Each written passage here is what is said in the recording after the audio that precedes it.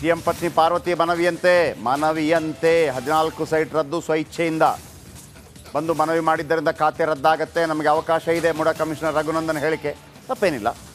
Pass ಆಯಿತು ಅಂದರೆ ಖುಷಿ ಪಡೋಣ. ಖಾತೆ ರದ್ದು ಬಳಿಕ ಕಮಿಷನರ್ ಮೊದಲ ಪ್ರಕ್ರಿಯೆ, ಆಮೇಲೆ ಕಂದಾಯ ಇಲಾಖೆ ಮುಂದಿನದನ್ನು ನೋಡ್ಕೊಳ್ಳುತ್ತೆ ಅಂತೇಳಿ ರಿಜಿಸ್ಟರ್ ಮಾಡೋದು ಮತ್ತೊಂದು ಮಾಡೋದು ಅದೆಲ್ಲ. ಈಗ ರದ್ದಾಗಿದೆ, ಸ್ವಇಚ್ಛೆಯಿಂದ ಬಂದು ಮನವಿ ಮಾಡಿದ್ದರಿಂದ ಖಾತೆ ರದ್ದಾಗಿದೆ. ಮೂಡಾ ಕಮಿಷನರ್ ರಘುನಂದನ್ ಈ ಹೇಳಿಕೆಯನ್ನು ಕೊಟ್ಟಿದ್ದಾರೆ. ಅಲ್ಲಿಗೆ ಈಗ ಸಿಎಂ ಪತ್ನಿಯವರ ಕೈಯಲ್ಲಿ, ಸಿಎಂ ಪತ್ನಿಯವರ ಅಧೀನದಲ್ಲಿ 14 ಸೈಟು ಇಲ್ಲ. ಆ 14 ಸೈಟ್ ಇದೀಗ ಮುಡಾದಲ್ಲಿದೆ. ವಿನೋದ್ ಮತ್ತು ನಾಗೇಂದ್ರ ಬಾಬು ಇಬ್ಬರು ಕೂಡ ಲೈವಲ್ಲಿದ್ದಾರೆ. ಇಬ್ಬರಿಗೂ ಬೇರೆ ಬೇರೆ ಪ್ರಶ್ನೆಗಳಿಗೆ ಕೇಳಬೇಕಾಗಿದೆ. ಒಂದು ನಾನು ಮೊದಲು ವಿನೋದ್ ಕೇಳಲ್ಲ. ಓಕೆ ವಿನೋದ್, ಈಗ ಏನು ಮಾತಾಡ್ಕೋತಿದ್ದಾರೆ ಜನಗಳು? ಈಗ ಏನಿತ್ತು ಅಂದರೆ ಸಿ ಎಂ ಸಿದ್ದರಾಮಯ್ಯ ಅರೆಸ್ಟ್ ಆಗ್ಬೋದು, ಇ.ಡಿ ತನಿಖೆಗೆ ಎಂಟ್ರಿ ಕೊಟ್ಟಿದೆ. ಆಮೇಲೆ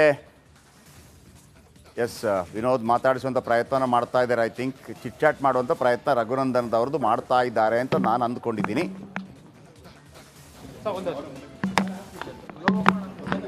ಓಕೆ, ನಾನು Prasanna Kumar, secretary MUDA, recently join. ಅವರೇ ಹೇಳಿದರು.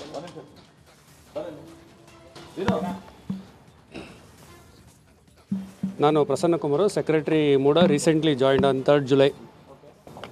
ಸೊ ಅಲ್ಲ, ಈಗ ಕಮಿಷನರ್ ಅವರು ಬಂದು ಸ್ವಇಚ್ಛೆಯಿಂದ ಅರ್ಜಿ ಕೊಟ್ಟಾದಮೇಲೆ ಮೊನ್ನೆ ಆಯುಕ್ತರು ಆದೇಶ ಹೊರಡಿಸ್ಬಿಟ್ಟು ಸ್ವಇಚ್ಛೆಯಿಂದ ಕೊಟ್ಟಿರ್ತಕ್ಕಂಥ ಈ ಭೂಮಿ ಹಂಚಿಕೆಯಲ್ಲಿ ಕರ್ನಾಟಕ ನಿವೇಶ ಹಂಚಿಕೆಗಳು ಪ್ರೋತ್ಸಾಹದಾಯಕ ನಿವೇಶ ಹಂಚಿಕೆಗಳು 1991 ರೂಲ್ಸಲ್ಲಿ ರೂಲ್ 8ಅಲ್ಲಿ ಒಂದು ಕ್ಲಾಸ್ ಬರುತ್ತೆ.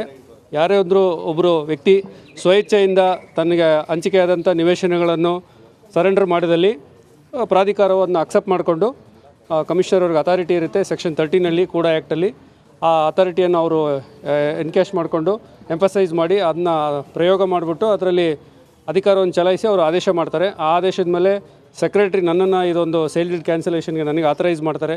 ಆನಂತರ ನಾನು ಹೋಗ್ಬಿಟ್ಟು ಸಬ್ ರಿಜಿಸ್ಟರ್ ಆಫೀಸಲ್ಲಿ ಆ ಒಂದು ಕ್ಯಾನ್ಸಲೇಷನ್ ಪ್ರೊಸೀಜರ್ಗೆ ನಾನು ಮೂಡಾ ವತಿಯಿಂದ ಮಾಡಿ ಈಗ ನಮ್ಮ ಸುಪರ್ದಿಗೆ ತಗೊಳ್ಳೋಕ್ಕೆ ಕ್ರಮ ವಹಿಸ್ತಾ ಇದ್ದೀನಿ. ಮಾಲೀಕರು ಬಂದಿಲ್ಲ, ಅದನ್ನ ಪ್ರೈವೇಟ್ ಅಟೆಂಡೆನ್ಸ್ ತೊಗೊಳ್ಳೋಕ್ಕೆ ಅವ್ರಿಗೆ ಪ್ರಾವಿಷನ್ಸ್ ಇದೆ ಅಂತೆ. ಸೊ ಅವರು ಸಬ್ ರಿಜಿಸ್ಟರ್ ಅವ್ರು ತೊಗೊಳ್ಳೋಕ್ಕೆ ಅವ್ರ ಹತ್ರ ಹೋಗಿದ್ದಾರೆ. ಈಗ ಅಲ್ಲ, ಅದು ಅವ್ರನ್ನೇ ಕೇಳಬೇಕು. ನಾನು ಮೂಡಾ ಸಂಬಂಧಪಟ್ಟಿದ್ದು ಮಾತ್ರ ನಾನು ಹೇಳಬಲ್ಲೆ. ಅಲ್ಲ, ನಾನು ಜುಲೈ 3ನೇ ತಾರೀಕು ಇಲ್ಲಿ ಬಂದು ಜಾಯ್ನ್ ಆಗಿದ್ದು. This is I am new to urban development. ಇಲ್ಲಿ ಬಂದಾದ್ಮೇಲೆ ಇದೇ ಫಸ್ಟ್ ಪ್ರಕರಣ. ಅವರು ನನಗೆ ಸಬ್ ರಿಜಿಸ್ಟರ್ ಹೇಳಿದ್ದು ಅದಕ್ಕೆ ಪ್ರಾವಿಷನ್ಸ್ ಇದೆ ಅಂತೆ. ಪ್ರಾವಿಷನ್ಸ್ ಇದೆ, ಪ್ರೈವೇಟ್ ಅಟೆಂಡೆನ್ಸ್ ತೊಗೊಳಕ್ಕೆ ಪ್ರಾವಿಷನ್ಸ್ ಇದೆ ಅಂತ ಹೇಳಿದ್ದಾರೆ. ಹೆಚ್ಚಿನ ಮಾಹಿತಿಗೆ ತಾವು ಅವ್ರನ್ನೇ ಕೇಳಬೇಕು. ಓಕೆ, ಅವರೇ ಹೇಳ್ತಾ ಇದ್ದಾರೆ ನಾನು ಜುಲೈಗೆ ಬಂದಿದ್ದೀನಿ ಅಷ್ಟೇ ಅಂತ. ಅವ್ರು ಹೇಳ್ತಾ ಇದ್ದಾರೆ ಜುಲೈಗೆ ಬಂದಿದ್ದೀನಿ ಅಂತ. ಬಾಬು ಇದ್ದಾರೆ, ನಾಗೇಂದ್ರ ಬಾಬು ಸಾಧಾರಣವಾಗಿ ಬೇರೆ ಪಾರ್ಟಿ ಸರ್ಕಾರದಲ್ಲಿ ಇದ್ದಿದ್ರೆ ಈ ಮೇಡಮ್ ಅವರು ಸೈಟ್ ಕೊಡುವಾಗ ಅದು 1 ತಿಂಗಳಾದರೂ ಆಗ್ತಾ ಇತ್ತಲ್ವಾ? ಅಷ್ಟರಲ್ಲಾಗುವಾಗ ಇ.ಡಿ ಬರ್ತಾ ಇತ್ತಲ್ವಾ? ಈಗೆಲ್ಲ ಆಗ್ತಾಯಿತ್ತು. ಇರಲಿ ಬಿಡಿ, ಅವರಿದ್ದರೆ ಅದೆಲ್ಲ ನಡೆಯುತ್ತೆ.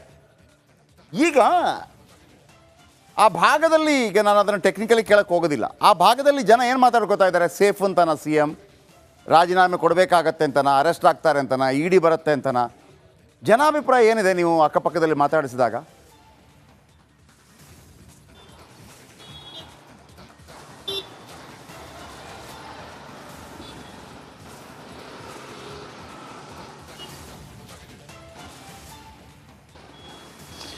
ಜಯಪ್ರಕಾಶ್ ಶೆಟ್ಟಿ, ನೋಡೀಗ ಇಲ್ಲಿ ಈಗಿರುವಂಥ ಚರ್ಚೆ ಏನು ಅಂತಂದರೆ, ಈಗ ಮೂಡಾ ಸೈಟ್ ನನಗೆ ಬೇಡ, ಮುಜುಗರಕ್ಕೆ ತಡುವಂಥ ಕೆಲಸಗಳಾಗೋದು ಬೇಡ ಅಂಥೇಳಿ ಸಿದ್ದರಾಮಯ್ಯ ಅವರ ಪತ್ನಿ ಪಾರ್ವತಮ್ಮ ಅವರಿಗೆ ಏನೋ ಸೈಟನ್ನು ವಾಪಸ್ ಕೊಟ್ಬಿಡ್ತೀನಿ ಅಂತೇಳಿ ಪತ್ರವನ್ನು ಬರೆದಿದ್ರು. ಅದೇ ರೀತಿಯಾಗಿ ಮೂಡಾ ಕೂಡ ಒಂದು ಬಯರ್ ಮತ್ತು ಸೆಲ್ಲರ್ ಕಡೆಯಿಂದ ಒಂದು ಪತ್ರಕ್ಕೆ ಸಹಿಯನ್ನು ಪಡೆದುಕೊಳ್ಳೋ ಮೂಲಕ ಆ ಒಂದು ಸೈಟ್ಗಳನ್ನು ವಾಪಸ್ ಪಡೆದುಕೊಂಡಿದೆ.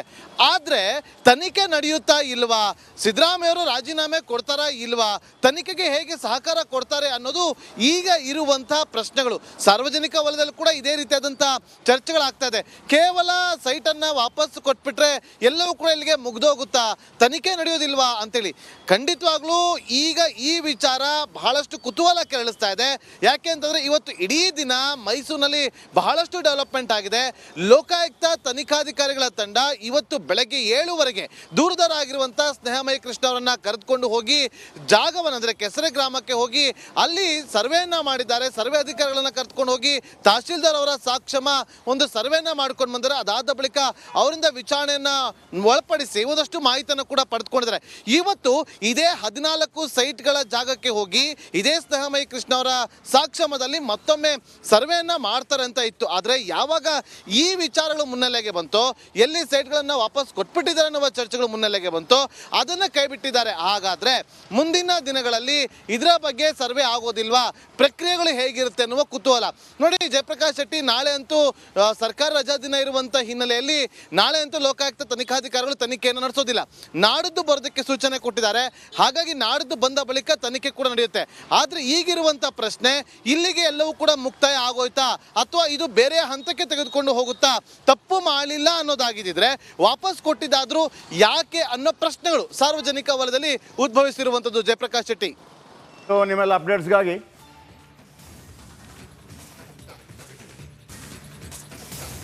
ಸಿಎಂ ಪತ್ನಿ ಪಾರ್ವತಿ ಮನವಿಯಂತೆ 14 ಸೈಟ್ ರದ್ದು ಸ್ವಇಚ್ಛೆಯಿಂದ ಬಂದು ಮನವಿ ಮಾಡಿದ್ದರಿಂದ ಖಾತೆ ರದ್ದಾಗತ್ತೆ, ನಮಗೆ ಅವಕಾಶ ಇದೆ. ಮುಡಾ ಕಮಿಷನರ್ ರಘುನಂದನ್ ಹೇಳಿಕೆ ತಪ್ಪೇನಿಲ್ಲ. ಪಾಸ್ ಆಯಿತು ಅಂದರೆ ಖುಷಿ ಪಡೋಣ. ಖಾತೆ ರದ್ದು ಬಳಿಕ ಕಮಿಷನರ್ ಮೊದಲ ಪ್ರಕ್ರಿಯೆ, ಆಮೇಲೆ ಕಂದಾಯ ಇಲಾಖೆ ಮುಂದಿನದನ್ನು ನೋಡ್ಕೊಳ್ಳುತ್ತೆ ಅಂತೇಳಿ ರಿಜಿಸ್ಟರ್ ಮಾಡೋದು ಮತ್ತೊಂದು ಮಾಡೋದು ಅದೆಲ್ಲ ಈಗ ರದ್ದಾಗಿದೆ. ಸ್ವಇಚ್ಛೆಯಿಂದ ಬಂದು ಮನವಿ ಮಾಡಿದ್ದರಿಂದ ಖಾತೆ ರದ್ದಾಗಿದೆ. ಮುಡಾ ಕಮಿಷನರ್ ರಘುನಂದನ್ ಈ ಹೇಳಿಕೆಯನ್ನು ಕೊಟ್ಟಿದ್ದಾರೆ. ಅಲ್ಲಿಗೆ ಈಗ ಸಿಎಂ ಪತ್ನಿಯವರ ಕೈಯಲ್ಲಿ, ಸಿಎಂ ಪತ್ನಿಯವರ ಅಧೀನದಲ್ಲಿ 14 ಸೈಟು ಇಲ್ಲ. ಆ 14 ಸೈಟ್ ಇದೀಗ ಮುಡಾದಲ್ಲಿದೆ. ವಿನೋದ್ ಮತ್ತು ನಾಗೇಂದ್ರ ಬಾಬು ಇಬ್ಬರು ಕೂಡ ಲೈವಲ್ಲಿದ್ದಾರೆ. ಇಬ್ಬರಿಗೂ ಬೇರೆ ಬೇರೆ ಪ್ರಶ್ನೆಗಳಿಗೆ ಕೇಳಬೇಕಾಗಿದೆ. ಒಂದು ನಾನು ಮೊದಲು ವಿನೋದ್ ಕೇಳಲ್ಲ. ಓಕೆ ವಿನೋದ್, ಈಗ ಏನು ಮಾತಾಡ್ಕೋತಿದ್ದಾರೆ ಜನಗಳು? ಈಗ ಏನಿತ್ತು ಅಂದರೆ ಸಿ ಎಂ ಸಿದ್ದರಾಮಯ್ಯ ಅರೆಸ್ಟ್ ಆಗ್ಬೋದು, ಇ ಡಿ ತನಿಖೆಗೆ ಎಂಟ್ರಿ ಕೊಟ್ಟಿದೆ. ಆಮೇಲೆ ವಿನೋದ್ ಮಾತಾಡಿಸುವಂಥ ಪ್ರಯತ್ನ ಮಾಡ್ತಾ ಇದ್ದಾರೆ. ಐ ಥಿಂಕ್ ಚಿಟ್ ಚಾಟ್ ಮಾಡುವಂಥ ಪ್ರಯತ್ನ ರಘುನಂದನ್ದವ್ರದ್ದು ಮಾಡ್ತಾ ಇದ್ದಾರೆ ಅಂತ ನಾನು ಅಂದ್ಕೊಂಡಿದ್ದೀನಿ.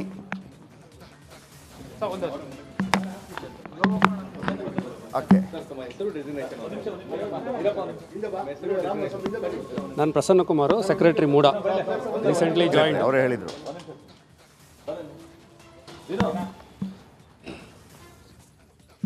ನಾನು Prasanna Kumar, secretary MUDA, recently joined on 3rd July. So ಅಲ್ಲ, ಈಗ ಕಮಿಷನರ್ ಅವ್ರು ಬಂದು ಸ್ವಇಚ್ಛೆಯಿಂದ ಅರ್ಜಿ ಕೊಟ್ಟಾದ್ಮೇಲೆ ಮೊನ್ನೆ ಆಯುಕ್ತರು ಆದೇಶ ಹೊರಡಿಸ್ಬಿಟ್ಟು ಸ್ವಇಚ್ಛೆಯಿಂದ ಕೊಟ್ಟಿರ್ತಕ್ಕಂಥ ಈ ಭೂಮಿ ಹಂಚಿಕೆಯಲ್ಲಿ ಕರ್ನಾಟಕ ನಿವೇಶ ಹಂಚಿಕೆಗಳು ಪ್ರೋತ್ಸಾಹದಾಯಕ ನಿವೇಶ ಹಂಚಿಕೆಗಳು 1991 ರೂಲ್ಸಲ್ಲಿ ರೂಲ್ 8ಅಲ್ಲಿ ಒಂದು ಕ್ಲಾಸ್ ಬರುತ್ತೆ.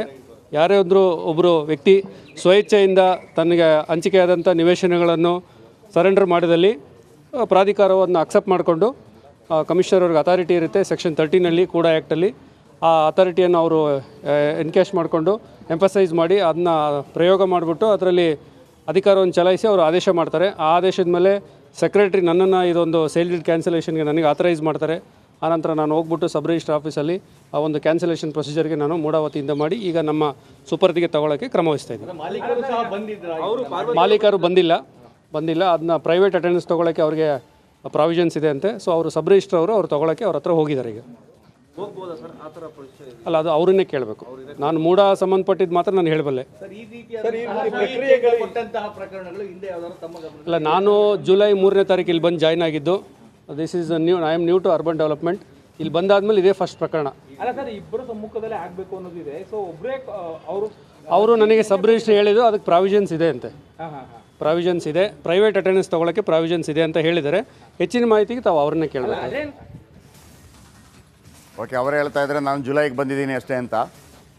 ಅವ್ರು ಹೇಳ್ತಾ ಇದ್ದಾರೆ ಜುಲೈಗೆ ಬಂದಿದ್ದೀನಿ ಅಂತ. ಬಾಬು ಇದ್ದಾರೆ, ನಾಗೇಂದ್ರ ಬಾಬು ಸಾಧಾರಣವಾಗಿ ಬೇರೆ ಪಾರ್ಟಿ ಸರ್ಕಾರದಲ್ಲಿ ಇದ್ದಿದ್ರೆ ಈ ಮೇಡಮ್ ಅವರು ವಾಪಸ್ ಸೈಟ್ ಕೊಡುವಾಗ ಅದು 1 ತಿಂಗಳಾದರೂ ಆಗ್ತಾ ಇತ್ತಲ್ವಾ? ಅಷ್ಟರಲ್ಲಾಗುವಾಗ ಇಡಿ ಬರ್ತಾ ಇತ್ತಲ್ವಾ? ಹೀಗೆಲ್ಲ ಆಗ್ತಾ ಇತ್ತು. ಇರಲಿ ಬಿಡಿ, ಅವರಿದ್ದರೆ ಅದೆಲ್ಲ ನಡೆಯುತ್ತೆ.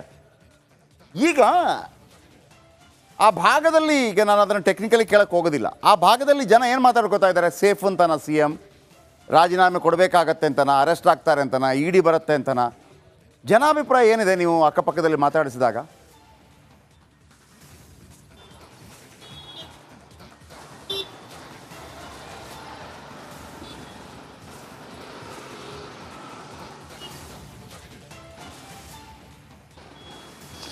ಜಯಪ್ರಕಾಶ್ ಶೆಟ್ಟಿ ನೋಡೀಗ ಇಲ್ಲಿ ಈಗಿರುವಂಥ ಚರ್ಚೆ ಏನು ಅಂತಂದರೆ, ಈಗ ಮೂಡಾ ಸೈಟ್ ನನಗೆ ಬೇಡ, ಮುಜುಗರಕ್ಕೆ ತಡುವಂಥ ಕೆಲಸಗಳಾಗೋದು ಬೇಡ ಅಂಥೇಳಿ ಸಿದ್ದರಾಮಯ್ಯವರ ಪತ್ನಿ ಪಾರ್ವತಮ್ಮ ಅವರಿಗೆ ಏನೋ ಸೈಟನ್ನು ವಾಪಸ್ ಕೊಟ್ಬಿಡ್ತೀನಿ ಅಂತೇಳಿ ಪತ್ರವನ್ನು ಬರೆದಿದ್ರು. ಅದೇ ರೀತಿಯಾಗಿ ಮೂಡಾ ಕೂಡ ಒಂದು ಬಯರ್ ಮತ್ತು ಸೆಲ್ಲರ್ ಕಡೆಯಿಂದ ಒಂದು ಪತ್ರಕ್ಕೆ ಸಹಿಯನ್ನು ಪಡೆದುಕೊಳ್ಳೋ ಮೂಲಕ ಆ ಒಂದು ಸೈಟ್ಗಳನ್ನು ವಾಪಸ್ ಪಡೆದುಕೊಂಡಿದೆ.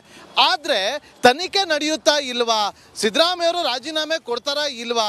ತನಿಖೆಗೆ ಹೇಗೆ ಸಹಕಾರ ಕೊಡ್ತಾರೆ ಅನ್ನೋದು ಈಗ ಇರುವಂಥ ಪ್ರಶ್ನೆಗಳು. ಸಾರ್ವಜನಿಕ ವಲಯದಲ್ಲಿ ಕೂಡ ಇದೇ ರೀತಿಯಾದಂಥ ಚರ್ಚೆಗಳಾಗ್ತಾ ಇದೆ. ಕೇವಲ ಸೈಟನ್ನು ವಾಪಸ್ ಕೊಟ್ಬಿಟ್ರೆ ಎಲ್ಲವೂ ಕೂಡ ಇಲ್ಲಿಗೆ ಮುಗ್ದೋಗುತ್ತಾ? ತನಿಖೆ ನಡೆಯೋದಿಲ್ವಾ ಅಂತೇಳಿ ಖಂಡಿತವಾಗ್ಲೂ ಈಗ ಈ ವಿಚಾರ ಬಹಳಷ್ಟು ಕುತೂಹಲ ಕೆರಳಿಸ್ತಾ ಇದೆ. ಯಾಕೆ ಅಂತಂದರೆ ಇವತ್ತು ಇಡೀ ದಿನ ಮೈಸೂರಿನಲ್ಲಿ ಬಹಳಷ್ಟು ಡೆವಲಪ್ಮೆಂಟ್ ಆಗಿದೆ. ಲೋಕಾಯುಕ್ತ ತನಿಖಾಧಿಕಾರಿಗಳ ತಂಡ ಇವತ್ತು ಬೆಳಗ್ಗೆ 7ವರೆಗೆ ದೂರದರಾಗಿರುವಂಥ ಸ್ನೇಹಮಯಿ ಕೃಷ್ಣ ಅವರನ್ನು ಕರೆದುಕೊಂಡು ಹೋಗಿ ಜಾಗವನ್ನು, ಅಂದರೆ ಕೆಸರೆ ಗ್ರಾಮಕ್ಕೆ ಹೋಗಿ ಅಲ್ಲಿ ಸರ್ವೆಯನ್ನ ಮಾಡಿದ್ದಾರೆ. ಸರ್ವೆ ಅಧಿಕಾರಿಗಳನ್ನ ಕರೆದುಕೊಂಡು ಹೋಗಿ ತಹಶೀಲ್ದಾರ್ ಅವರ ಸಾಕ್ಷಮ ಒಂದು ಸರ್ವೆಯನ್ನ ಮಾಡ್ಕೊಂಡು ಬಂದರೆ, ಅದಾದ ಬಳಿಕ ಅವರಿಂದ ವಿಚಾರಣೆಯನ್ನ ಒಳಪಡಿಸಿ ಒಂದಷ್ಟು ಮಾಹಿತಿಯನ್ನು ಕೂಡ ಪಡೆದುಕೊಂಡಿದ್ದಾರೆ. ಇವತ್ತು ಇದೇ 14 ಸೈಟ್ಗಳ ಜಾಗಕ್ಕೆ ಹೋಗಿ ಇದೇ ಸ್ನೇಹಮಯಿ ಕೃಷ್ಣ ಅವರ ಸಾಕ್ಷಮದಲ್ಲಿ ಮತ್ತೊಮ್ಮೆ ಸರ್ವೆಯನ್ನ ಮಾಡ್ತಾರೆ ಅಂತ ಇತ್ತು. ಆದರೆ ಯಾವಾಗ ಈ ವಿಚಾರಗಳು ಮುನ್ನೆಲೆಗೆ ಬಂತೋ, ಎಲ್ಲಿ ಸೈಟ್ಗಳನ್ನು ವಾಪಸ್ ಕೊಟ್ಬಿಟ್ಟಿದ್ದಾರೆ ಅನ್ನುವ ಚರ್ಚೆಗಳು ಮುನ್ನೆಲೆಗೆ ಬಂತೋ, ಅದನ್ನು ಕೈ ಬಿಟ್ಟಿದ್ದಾರೆ. ಹಾಗಾದ್ರೆ ಮುಂದಿನ ದಿನಗಳಲ್ಲಿ ಇದರ ಬಗ್ಗೆ ಸರ್ವೆ ಆಗೋದಿಲ್ವಾ? ಪ್ರಕ್ರಿಯೆಗಳು ಹೇಗಿರುತ್ತೆ ಅನ್ನುವ ಕುತೂಹಲ. ನೋಡಿ ಜಯಪ್ರಕಾಶ್ ಶೆಟ್ಟಿ, ನಾಳೆ ಅಂತೂ ಸರ್ಕಾರ ರಜಾ ದಿನ ಇರುವಂಥ ಹಿನ್ನೆಲೆಯಲ್ಲಿ ನಾಳೆ ಅಂತೂ ಲೋಕಾಯುಕ್ತ ತನಿಖಾಧಿಕಾರಿಗಳು ತನಿಖೆಯನ್ನು ನಡೆಸೋದಿಲ್ಲ. ನಾಡಿದ್ದು ಬರೋದಕ್ಕೆ ಸೂಚನೆ ಕೊಟ್ಟಿದ್ದಾರೆ. ಹಾಗಾಗಿ ನಾಡಿದ್ದು ಬಂದ ಬಳಿಕ ತನಿಖೆ ಕೂಡ ನಡೆಯುತ್ತೆ. ಆದರೆ ಈಗಿರುವಂಥ ಪ್ರಶ್ನೆ, ಇಲ್ಲಿಗೆ ಎಲ್ಲವೂ ಕೂಡ ಮುಕ್ತಾಯ ಆಗೋಯ್ತಾ ಅಥವಾ ಇದು ಬೇರೆ ಹಂತಕ್ಕೆ ತೆಗೆದುಕೊಂಡು ಹೋಗುತ್ತಾ?